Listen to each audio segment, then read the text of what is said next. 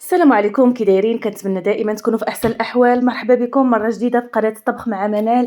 عواش مبروكه ورمضان مبارك سعيد. اليوم غنقدم لكم واحد الوصفه سهله ماهله بنينه صحيه 100%. كنتمنى انكم تجربوها، اكيد غادي تعجبكم.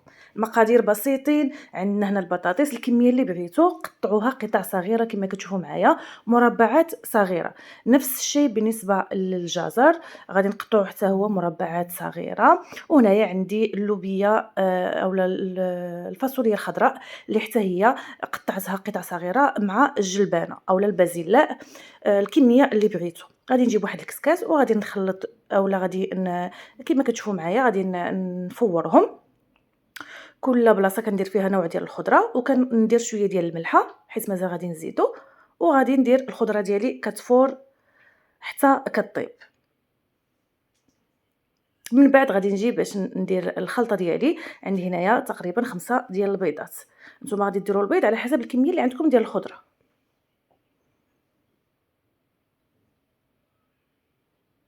انا عندي البيض صغير، درت 5 د البيضات. غادي نضيف عليهم هنايا الملح حسب الذوق، ما تكثروش الملحه لانكم درتوها مع الخضره. غادي ندير هنايا ملعقه صغيره ديال الابزار لان كتشوفوا عندي ديك الملعقه ديال القهوه. وعندي هنايا الثوم بودره حتى هي ملعقه صغيره، وعندي هنايا البصل بودره ملعقه صغيره.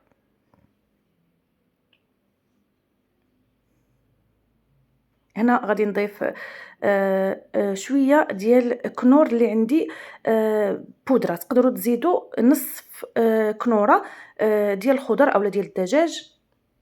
وعندي تما نص ملعقه صغيره ديال الهريسه. اذا بغيتوا ديروا كنور ما ديروهش، يعني راه كتجي زوينه بلا كنور حتى هي. صافي هنايا كندير الجبن. عندي خليط بين الجبن الموتزاريلا وجبن غودا، يعني نتوما تقدروا ديروا اي جبن كتبغيو. ضروري الجبن من هاد الجبن في هاد الوصفه باش كتجي بنينه بزاف بزاف بزاف، ما تشبعوش منها. هنايا من بعد ما طابت لي الخضره ديالي كنشدها وكنخلطها مزيان مزيان مع ديك العناصر كاملين، الجبن والبيض والعطريه اولا التوابل. انا الفران ديالي راه درتو كيسخن على 170 درجه. صدقوني كتجي ولا ألد. ديروها راها دغيا كتوجد، يعني قبل المغرب بواحد نصف ساعه، وحطوها رائعه جدا جدا. كلوها وهي سخونه اولا دافيه، رائعه جدا. كنتمنى انكم تجربوها. هنايا كندير في المول، اي مول بغيتو كندير الخضره ديالي وكندير الجبن من الفوق وكنديرو في الفران. كنخلي الكراتان ديالي حتى كيطيب.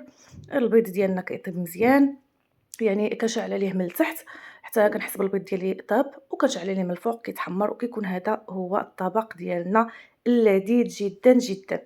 نتمنى انكم تجربوه. الوصفه سهله ماهله وصحيه، شي حاجه في الفطور اللي صحيه وزوينه.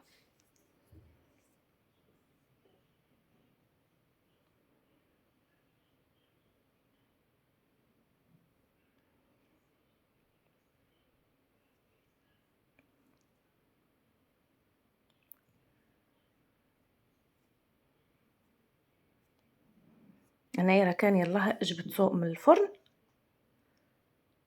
وكيتقطع بكل سهوله مع داك الجبن، وتاكلوه بحال هكذا زوين دافي اولا سخون بحال هكذا.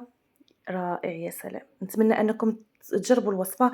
انا متاكده غادي تعجبكم بزاف بزاف بزاف، بالخصوص الا درتوا ليها الجبن. راه طبعا الجبن كيعطي واحد البنه وكيزيد بنه على بنه.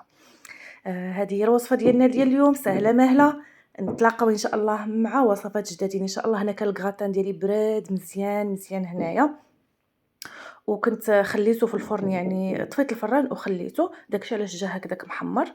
وصافي نتلاقاو مع فيديو جديد باذن الله. مع السلامه اصدقائي.